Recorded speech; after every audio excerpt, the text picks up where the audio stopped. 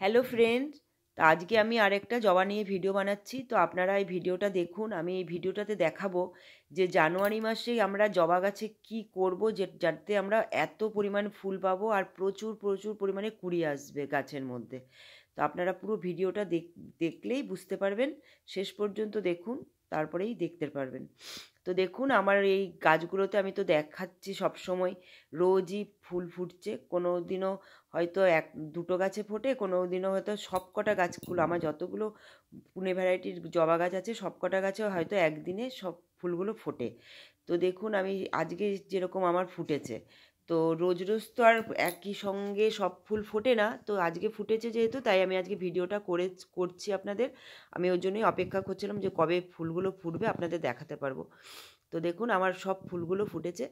এবার কি হবে, যখন ফুল আমি কি কি করি ফুলগুলো ফুটে যাওয়ার পরে আগে, যেমন এখন যখন কুড়ি আসবে তারপরে কি পরিচর্যা করব, যা ফুল ফুটে যাওয়ার পরে কি করব। তো দেখছেন আমি ফুলগুলো যে ফুটে গেছে, আমি তারপরে দেখাচ্ছি তার যে ফুলগুলো যে শুকিয়ে যায় সেই অংশগুলো কি করছি আমি সব কেটে ফেলছি। আর যেটা দেখবেন কখনো কখনো শেষের অংশটা থেকে যায় গাছে, সেটাও আমি কিন্তু কেটে বাদ দিয়ে দিচ্ছি। এই জিনিসগুলো আমি খুব করি। এ দেখুন, এগুলো আপনাকে খুব খেয়াল করতে হবে যে গাছের ফুলটা যখন শুকিয়ে যাবে তখন আপনাকে কি করতে হবে। তখন গাছের মধ্যে রেখে দেবেন না দিনের পর দিন, তবে কিন্তু সেটা গাছের পক্ষে ক্ষতি। আর কিছুদিন আগে আপনাদেরকে আমি দেখিয়ে দিয়েছিলাম, আমি গাছের মধ্যে কিন্তু এপসম সল্ট দিয়েছিলাম। দেখুন এপসম সল্ট দেওয়ার পরে আমার গাছের রেজাল্টটা দেখুন কতটা ভালো হয়েছে। আর কুড়ি দেখুন কত পরিমাণ কুড়ি আমার গাছের মধ্যে এসেছে, দেখতেই পাচ্ছেন। এবং আরও কুড়ি যদি আপনারা আনতে চান, তো আমি এই ভিডিওতে যেই সারটা দেব সেটা আপনারা জানুয়ারি মাসে অবশ্য করেই দিয়ে দেখুন, খুব ভালো ফল আপনারা পাবেন।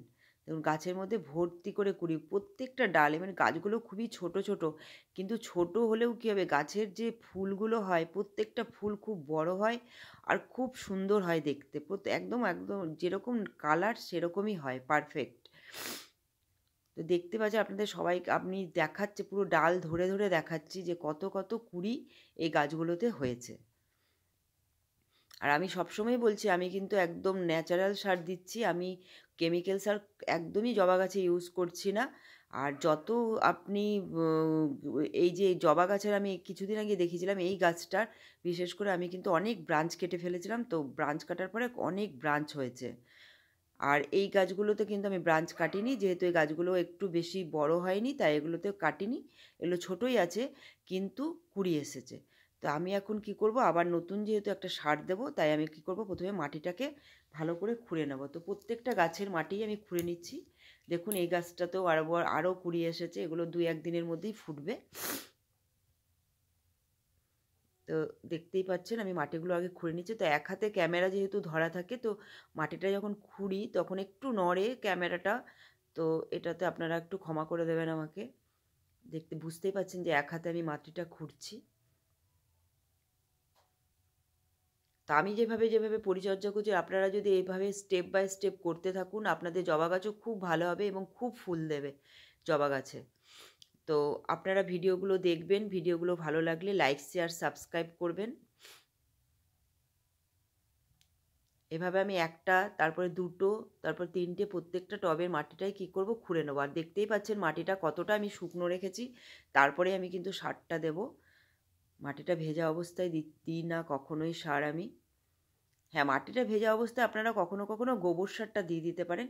সেটা কিন্তু শুকনো গোবর সার, সেটা আপনারা দিতে পারেন, কোনো অসুবিধে নেই। কিন্তু আপনারা যদি কোনো লিকুইড সার দেন তখন মাটিটাকে অবশ্য করেই শুকনো করে নেবেন। আজকে আমি যেহেতু একটা লিকুইড সার দেব, এই জন্য আমি মাটিটাকে কি করব, শুকনো করে নিয়েছি, নেওয়ার পর খুঁড়ছি। মাটিটাকে শুকনো করে নিয়েছি, কিন্তু দেখুন মাটিটা খোঁড়ার পরে মাটিটা কিন্তু একদম ঝুরঝুরে হয়ে যাচ্ছে। এবার দেখুন আমি কি দিচ্ছি, জানুয়ারি মাসে আমি যেটা দিচ্ছি সেটা হচ্ছে আমি কলার খোসার জল দেব। আর কলার খোসার জল যে কতটা উপকার সেটা আমি আগেও ভিডিওতে বলেছি এবং আপনাদেরকে ভিডিওতে দেখিয়েওছি যে কলার খোসার জল দেওয়ার পরে কতটা উপকার হয়েছে। তো সবসময় কিন্তু আমি কলার খোসার জলটা দিই না, কখনো কখনো কলার খোসাকে আমি শুকিয়ে টুকরো টুকরো করে দিই, কখনো এমনি মানে এমনি পাকা কলার খোসাটাকেও টুকরো টুকরো করে দিই, কখনো শুকিয়ে গুঁড়ো করে দিই। তো এখন আমি যেটা দিচ্ছি সেটা হচ্ছে একদম জলটাকে ভিজিয়ে রেখেছিলাম প্রায় 24 ঘন্টা কলার খোসাটাকে, তারপরে আমি সেই জলটা যেটা হয়েছে সেটা দিচ্ছি। তো আমি এখানে এতগুলো যখন গাছ আছে, আমি এখানে 6টা কলার খোসা ভিজিয়ে রেখেছিলাম একসাথে, সেই জলটা আমি কি করব, দেব গাছগুলোতে। পরিমাণ মতো দেব, যেরকম যেরকম টব সেরকম সেরকম টবের মধ্যে দিচ্ছি। দেখুন আমি এক একবার যে নিচ্ছি সেই জলটা আমি 2টো করে টবে দিচ্ছি। আর আপনাদের যেটা দেখালাম যে একটা ঘটির মধ্যে সেইটুকু জল কিন্তু নয়, আমার আলাদা করে বালতিতে আমি ভিজিয়ে রেখেছি, সেইখান থেকে আমি জল নিয়ে নিয়ে কিন্তু জলটা দিচ্ছি।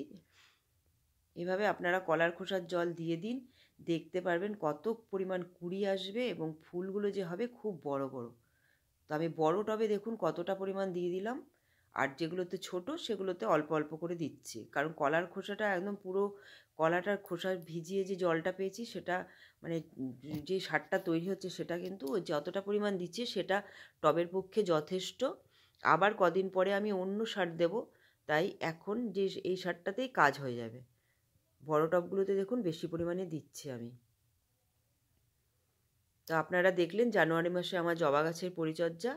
তো আপনারা এইভাবে জবা গাছের পরিচর্যা করুন, করে খুব ভালো ফল পাবেন। আর পরবর্তীকালে দেখুন এত আবার নতুন করে ফুল পাবেন। দেখতেই পাচ্ছেন এক এক দিনে 2টো 3টে এক একটা গাছে করে ফুল হচ্ছে। আর ফুলেগুলো দেখুন, আপনারা কালারগুলো দেখলেই বুঝতে পারছেন এটা একদম নতুন ফুটেছে। আর কতটা উজ্জ্বল কালারগুলো, আর ফুলের সাইজগুলোও দেখুন কতটা বড় বড়। গাছগুলো ছোট কিন্তু ফুলগুলো খুব বড় হচ্ছে। তো আমি এখানে ভিডিওটা শেষ করব এবারে। Bye bye, take care.